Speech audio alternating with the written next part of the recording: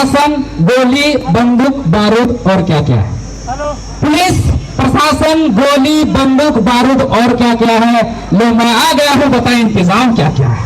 लो मैं आ गया हूँ, बताएं इंतजाम क्या है। हम चिटकेंगे, हम तड़केंगे, हम टूटेंगे, हम बिखरेंगे। हम तड़केंगे, हम चिटकेंगे, हम टूटेंगे, हम बिखरेंगे। इस मिट्टी से जन्म लिए हैं, इस मिट्टी में मिल जाएंगे, पर अपने हक, अपने अधिकार से समझौता नहीं करेंगे। क्या फर्क पड़ता है इस देश में राजा कौरव हो या पांडव? क्या फर्क पड़ता है इस देश में राजा कौरव हो या पांडव? जनता तो बेचारी द्रौपदी है, जनता तो बेचारी द्रौपदी है। अगर कौरव राजा हुए तो चीर हरण के काम आएगी, अगर पांडव राजा हुए तो जुए में हार दी जाएगी। आज झारखंड का वही स्थिति है, चाहे सरकार बीजेपी की बने, चाहे जेएमएम की बने। लाठियां कौन खाते हैं? छात्र खाते हैं। छठी जेपीएससी में हमारा दोस्त मानस रंजन साहू, कुछ हमारे साथी जो वर्दी में खड़े हैं, छठा जेपीएससी में हमारे साथ आंदोलन कर रहे थे। उन्होंने लाठियां खाते देखी, गोलियां खाते देखी। यहाँ पे खून बहा, सर से खून बहा, माथे से खून बहा, टांगों से खून बहा, जिगरा से खून बहा। हमने एक काम किया कि अबर गंजड़ी सरकार ना चलतो, और 2019 में हम लोग उखाड़ के फेंके थे। उसने भी एक गलत काम, दो गलत काम किया था। पहला काम किया था, स्थानीय नीति को उन्होंने गलत परिभाषित किया था। कभी भी स्थानीय नीति जो होता है उसको पहले झारखंडी हो, चाहे बिहारी हो, चाहे गुजराती हो, चाहे मराठी हो, सबसे पहले आइडेंटिफाई किया जाता है, परिभाषित किया जाता है कि झारखंडी कौन है, बिहारी कौन है, गुजराती कौन है, मराठी कौन है। जब आइडेंटिफाई हो जाता है उसके आधार पर नियोजन बनता है। हमने 28 राज्यों में से 28 राज्यों का नियोजन नीति पढ़ा, जिसमें से किसी भी राज्य के लोगों को आइडेंटिफाई करने के लिए, परिभाषित करने के लिए 4 चीजों को पैमाना माना गया। पहला सर्वे सेटलमेंट, दूसरा खतियान, तीसरा भूमि संबंधी दस्तावेज, भाषा और संस्कृति के आधार पर वहां के लोगों को परिभाषित किया जाता है। लेकिन झारखंड का दुर्भाग्य है कि हमारे साथ उत्तराखंड अलग हुआ, हमारे साथ छत्तीसगढ़ अलग हुआ, लेकिन उन लोग आइडेंटिफाई हो गए, परिभाषित हो गए, लेकिन झारखंड आज 23 सालों में परिभाषित नहीं हो पाया, आइडेंटिफाई नहीं हो पाया कि झारखंडी है कौन। रघुवर दास आया 1985, अरे बाबा जी ढाबा है साला, तुम 1985 करके चल जाएगा। अरे सर्वे सेटलमेंट था, पहला सर्वे 1908, दूसरा 1932, तीसरा 1954, चौथा 1964। झारखंड में 4 सर्वे हुए हैं। 4 सर्वे के आधार पर पहले परिभाषित कीजिए कि झारखंडी है कौन। उत्तरी छोटा नागपुर में 1932 में सर्वे हुआ, इसको बोलते हैं रिविजनल सर्वे, ये परफेक्ट सर्वे है। इसी के आधार पर यही खतियान इशू हुआ, इसलिए हम लोग मांग कर रहे हैं कि 1932 लागू कीजिए। जैसे हम 1932 लागू होगा, हमारा 1985 का जितना लोग हैं 85% वो अंदर चले जाएंगे, बचेंगे 15%। 15% जो कोल्हान का इलाका है, जहां 1964 का सर्वे हुआ, जिस दिन 1964 लागू होगा, पूरी झारखंडी अंदर हो जाएगा, झारखंडी परिभाषित हो जाएगा। उसके बाद सरकार से मांग करते हैं कि उसके बाद नियोजन बनाइए, खतियान आधारित नियोजन। ये मैट्रिक इंटर नियोजन नीति ना चलतो, 11-13 जिला की नियोजन नीति ना चलतो।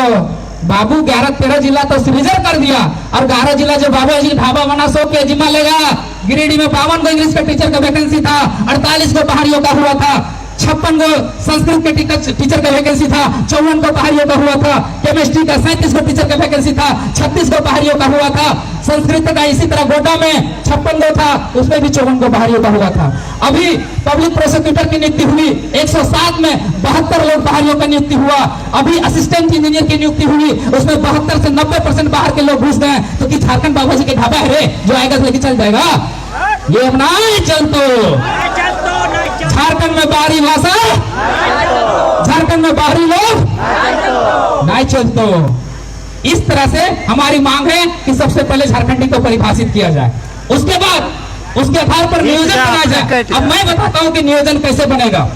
सबसे पहले जहां जैसा सर्वे हुआ उस आधार पर खतियान आधारित स्थानीय निर्गत हो, उसके बाद नियोजन में किया जाए कि सी और डी की नौकरियां हैं, उसमें 90 से 95% हमारे लिए रिजर्व किया जाए, अन्य झारखंडियों के लिए रिजर्व किया जाए। चाहे वो किसी भी जात, किसी भी संप्रदाय, किसी भी धर्म या किसी भी लिंग से हो, उससे मायने नहीं रखता।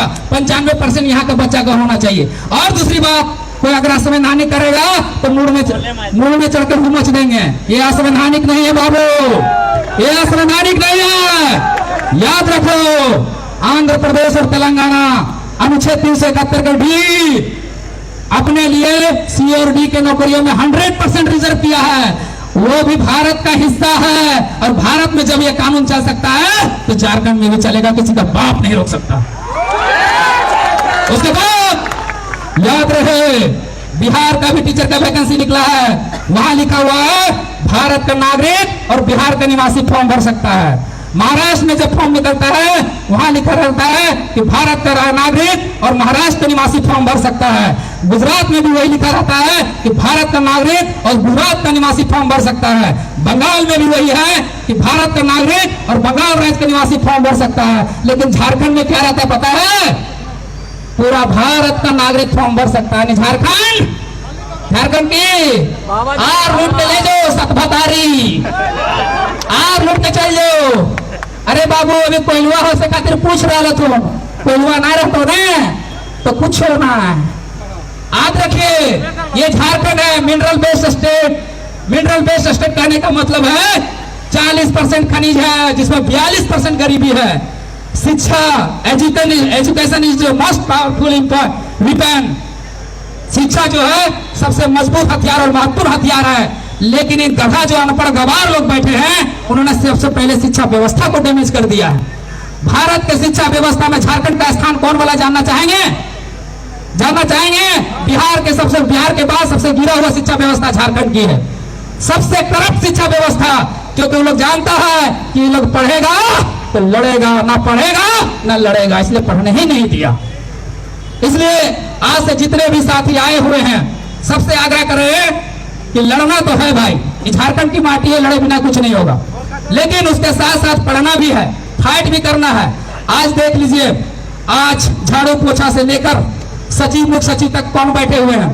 अरे आपके हित में कानून बनेगी कैसे भाई? ये हेमंत सोरेन का जो सलाहकार है, कानूनी सलाहकार राजीव रंजन श्रीवास्तव, ये 2002 के डोमिसाइल नीति को यही हाईकोर्ट में चुनौती देकर खारिज करवाया था। और वो साला अभी क्या बना हुआ है? एडवोकेट जनरल यानी कानूनी सलाहकार। कैसे कानून बनने देगा आपके हित में? आप बताइए, कैसे कानून बनेगा?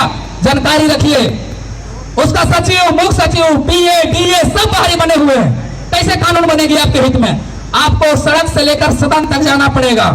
अगर सड़क से आप मांग कर रहे हैं, अगर नीतियां नहीं बनती है तो आपको कल दिन सदन भी जाना पड़ेगा। और एक नहीं, अगर एडवोकेट हैं तो आप जज बनिए, विधायक नहीं। हमको न्यायपालिका में भी बैठना है, विधायिका में भी बैठना है और कार्यपालिका में भी बैठना है। केवल विधायिका से काम नहीं चलेगा, न्यायपालिका आपको भी विरोध कर रही है। न्यायपालिका में झारखंड का एकमात्र जज है। कहां से आपके हित में नीतियां बनेंगी? लोक कल्याणकारी नीतियां, यानी लोक नीति। लोक नीति उसको कहते हैं जिसमें जनता के कल्याण के लिए जो नीतियां बनाई जाती है उसको लोक नीति कहते हैं। और लोक नीति को बनाने में 3 लोगों का हाथ होता है।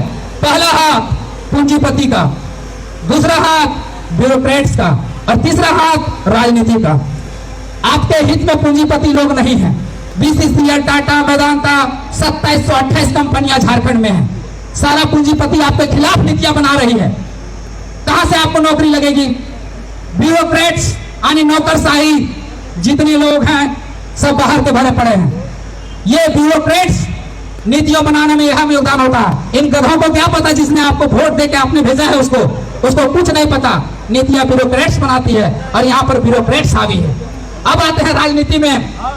आपका झारखंड का एक आदमी किसी भी राज्य में जाके मुखिया नहीं बना है। और हम इतने सीधे साधे, इतने भोले भाले लोग हैं, यहाँ 17 से 18 विधायक सांसद बाहरी लोग को बना दिए हैं। तो आपके हित में नीतियां कैसे बनेंगी? इसलिए हम कहते हैं आपको न्यायपालिका में भी, कार्यपालिका में भी और विधायिका में भी स्थान बनाना पड़ेगा।